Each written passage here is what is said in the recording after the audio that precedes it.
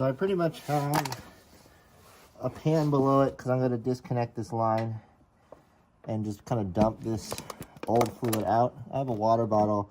I'm actually going to dump it in the water bottle. You could actually just dump it in the pan, but for what I want to do, I just want to make sure it's okay.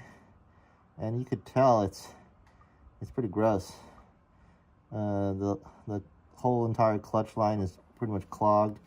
I'm going to let it kind of drip into the pan real quick, and I'm going to fill it into this bottle. Some people just kind of use the water bottle method. I have this little magnet system just to see it, but it doesn't have enough space. So that's kind of what I wish it did. It had a little bit more space.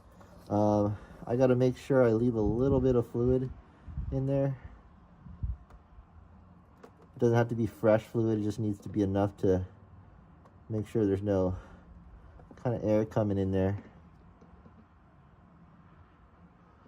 And after that, we're gonna just put it back. It's completely black at this point, which is pretty gross. And we're gonna repeat at this point. We're gonna make sure that we fill up fluid till it covers the whole bottle, and go from there. So I'm gonna show you guys a different perspective at this point. This is the reservoir for the clutch. I filled it up to the top. You can see I've been bleeding it, so it looks a lot more clear. And over where what I showed you guys earlier, we had the hose hooked up. It's loose now. And the way I've been bleeding it, because I'm doing it myself, if you have more people, the easier it is. So if you have someone filling up fluid into this reservoir, it's gonna make life easier as you're pushing the pedal, because I'm only actually pumping it like 10 times, 10 to 15 times. And then I'm running back to check if it's low, because you never want it to go all the way through, because if you run out of fluid, you introduce air in your system.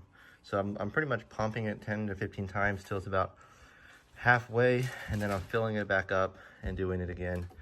So let me show you where I go to just pump the clutch pedal. Obviously you guys know where it is, but let me show you the technique. So the moment you loosen the bleeder screw with your clutch pedal, if you press down all the way, it comes off very softly. So sometimes you could sit there and press it with your foot. Sometimes you can't, and you have to actually manually kind of push it through.